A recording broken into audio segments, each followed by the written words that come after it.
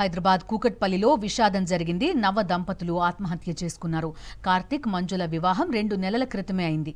ఏమైందో ఏమో కార్తీక్ ఉరివేసుకుని చనిపోగా మంజుల పాయిజన్ తాగి ప్రాణాలు కోల్పోయింది.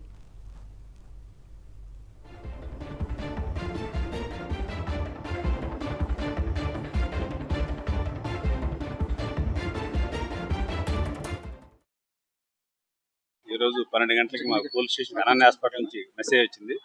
ఏందని సమాచారం అంటే 2 వ్యక్తులు సూసైడ్ చేసుకున్నారు అని మెసేజ్ ఇచ్చారు మాకు టెలిఫోన్ కాల్లో.